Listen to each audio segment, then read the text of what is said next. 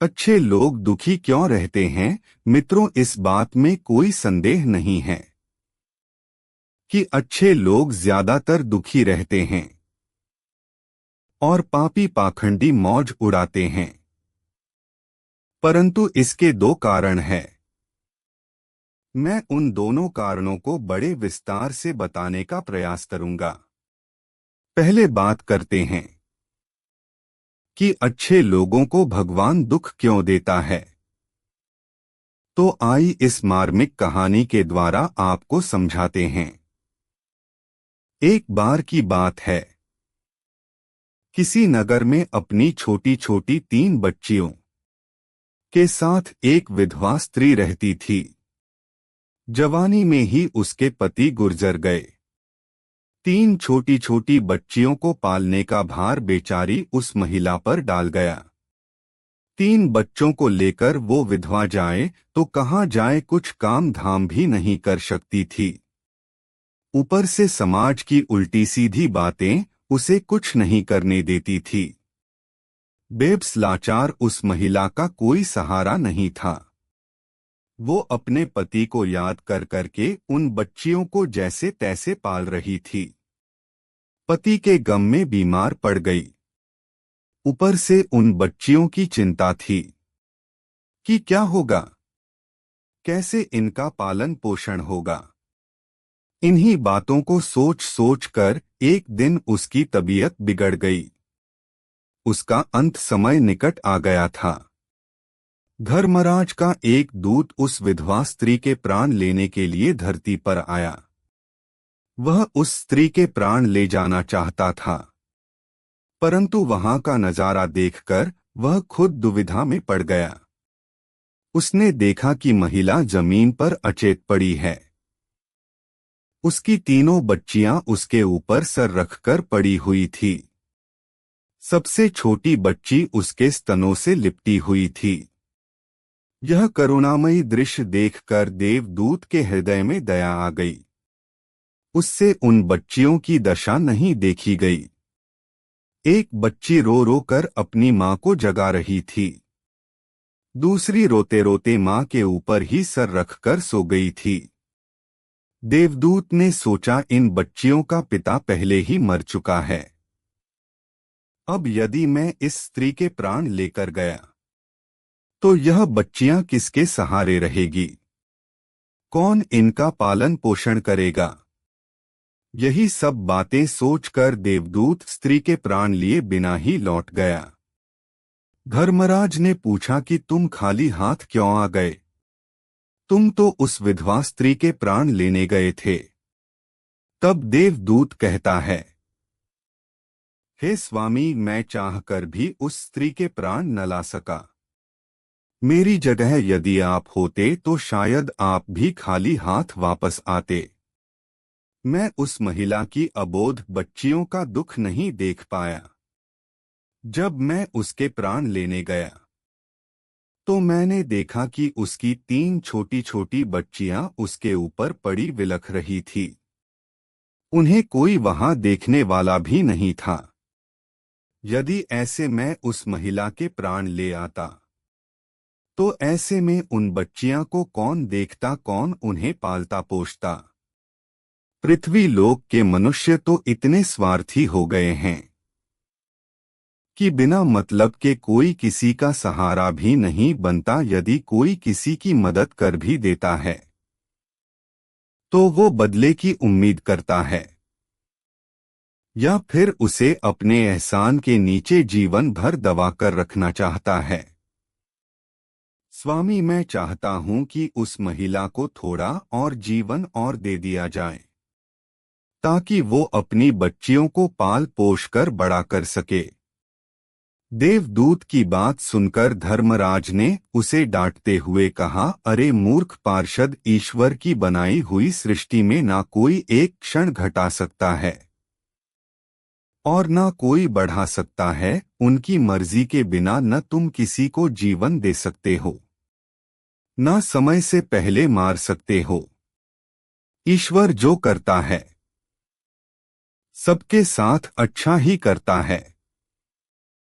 तुम कौन होते हो विधाता के लेख को बदलने वाले? तुमने उस महिला को न लाकर ईश्वर के नियमों का उल्लंघन किया है। तुमने बहुत बड़ा अपराध कर दिया है, इसलिए तुम्हें इसका परिणाम भोगना ही पड़ेगा। जाओ, जिस पृथ्वी के मनुष्यों से तुम्हारी ममता है, उस पृथ्वी पर मनुष्य बनकर अपना पाप भोगो। देवदूत कहने लगा, हे स्वामी, धरती लोक से मेरा उद्धार कब होगा और कैसे होगा? तब धर्मराज कहते हैं, हे दूत, धरती पर जाकर जब तुम 3 बार अपनी मूर्खता पर खिलखिलाकर हंस लोगे तब तुम्हारा उद्धार हो जाएगा। मित्रों, इतना कहकर धर्मराज ने उस दूत को धरती पर धकेल दिया। वो धरती लोक पर मनुष्य शरीर में आ चुका था। उसके शरीर पर वस्त्र नहीं थे। मित्रों, यहाँ का एक नियम है कि जब कोई मनुष्य जन्म लेता है तो उसे समय वो नंगा होता है। देवदूत ने जन्म तो नहीं लिया, पर वो निर्वस्त्र ही एक सड़क के किनारे पड़ा ठंड से ठिठुर रहा था। वहीं से एक मोची गुजर रहा था। वो मोची ठंड से बचाने के लिए अपने बच्चों को कपड़े लेने जा रहा था। रास्ते में ठंड से ठिठुर रहे उस नग्न व्यक्ति को देखकर उसे दया आ गई। उसने अपने बच्चों को तो कपड़े नहीं लिए, लेकिन उस देवदूत के लिए कपड़े और कंबल जरूर खरीद लाया और वो कपड़े लाकर उस देवदूत को दे दिए।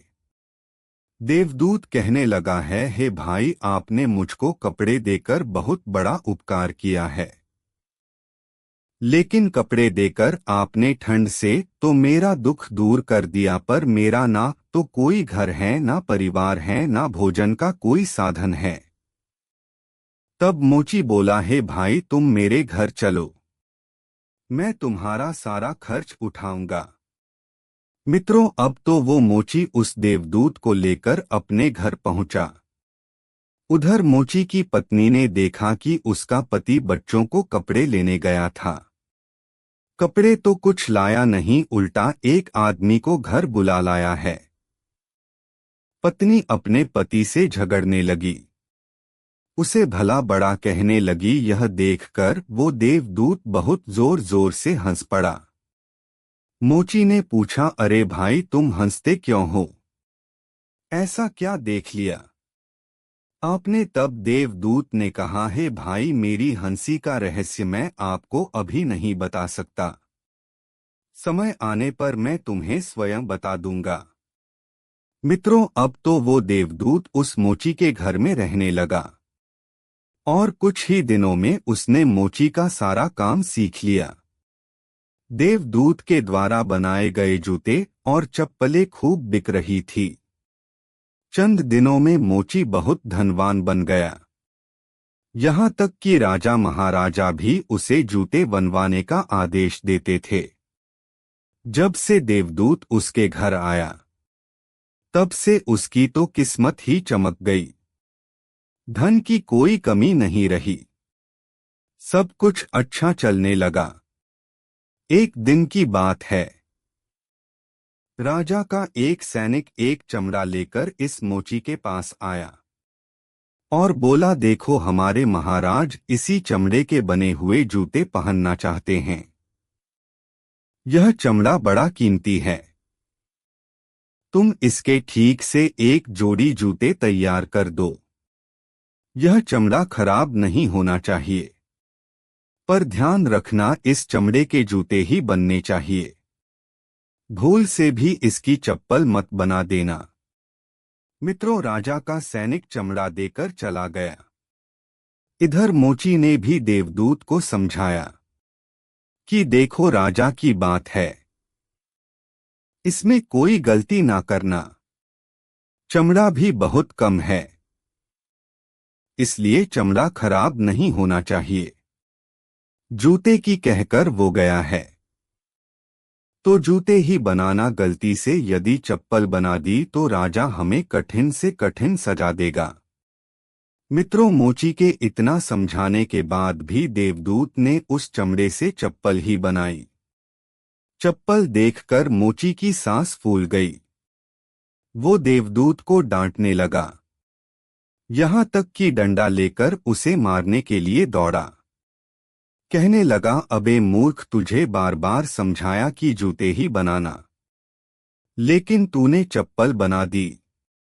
अब राजा हमें नहीं छोड़ेगा, तू भी मार खाएगा और साथ में मैं भी मारा जाऊंगा। वह हमारे पूरे घर को फांसी लगवा देगा।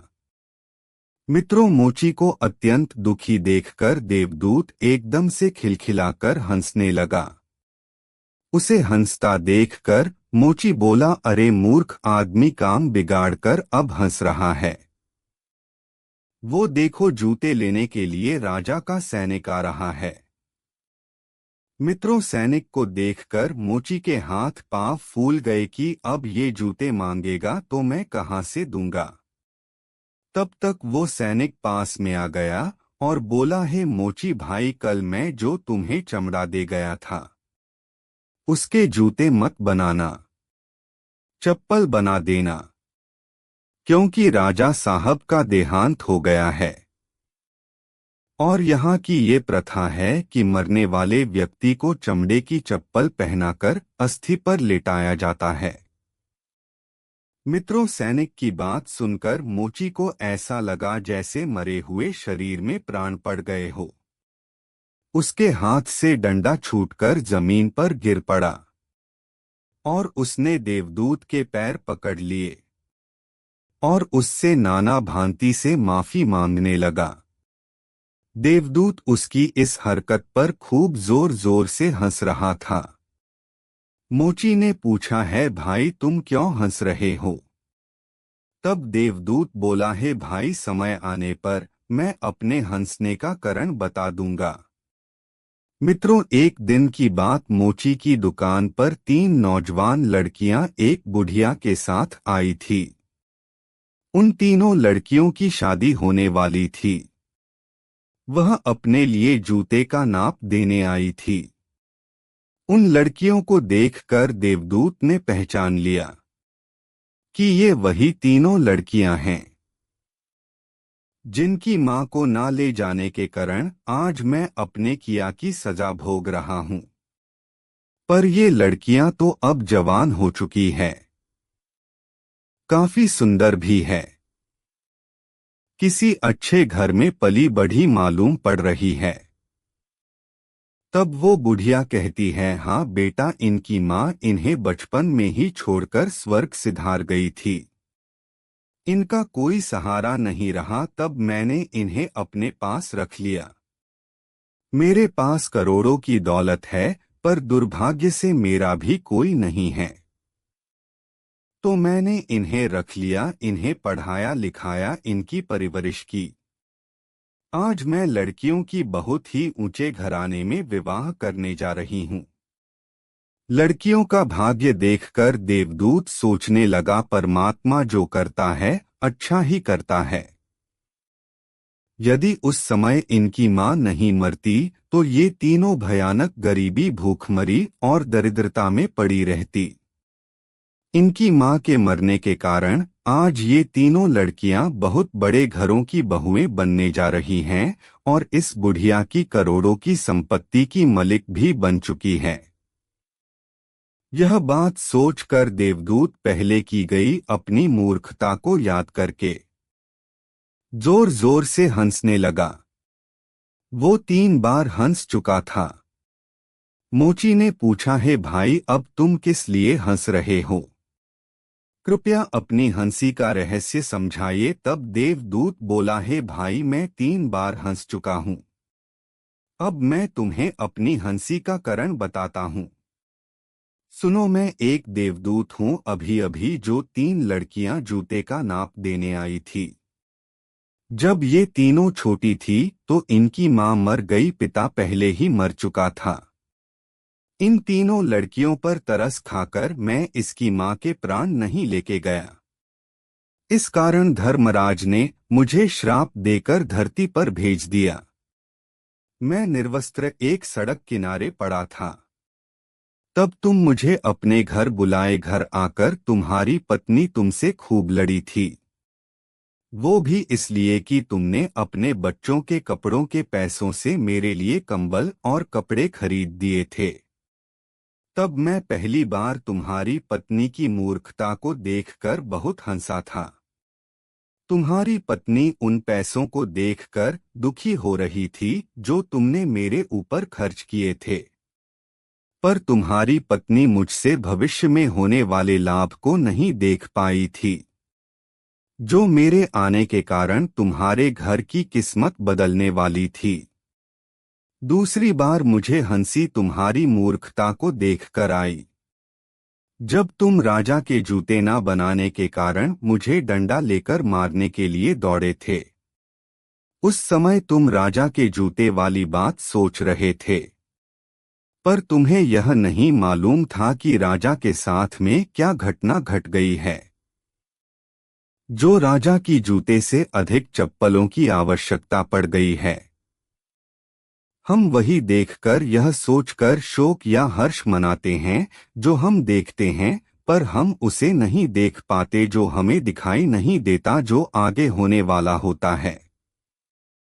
कई बार परमात्मा हमारे अच्छे के लिए, हमारी भलाई के लिए हमारे साथ बुरा करता है, पर हम इस बुरे को देखकर परमात्मा को कोसने लगते हैं। हम उसके पीछे उस अच्छाई को नहीं देख पाते हैं जो भविष्य में हमारे साथ होने वाला होता है। कई बार वर्तमान में हमारे साथ अच्छा होता है, तब हम बहुत खुश होते हैं, पर भविष्य में हमारे साथ बुरा हो जाता है, उस घटना को हम नहीं देख पाते। किसी घटना अच्छे लोग दुखी रहते हैं, इसका दूसरा कारण है उनको ईश्वर से जुड़े रहने के लिए जरूरी है कि उन पर दुख आते रहना चाहिए। मित्रों, इस प्रकार वो देवदूत उस मोची को समझाकर फिर धर्मराज के यहाँ चला गया। मित्रों, ये कहानी आपको कैसी लगी कमेंट में आप अपनी राय जरूर रखना। मिलते हैं अगली बार नई वीडियो में नई ज्ञान के साथ। आप सभी का बहुत बहुत धन्यवाद। चैनल पर यदि नए हो तो कृपया करके चैनल को सब्सक्राइब जरूर कर लेना।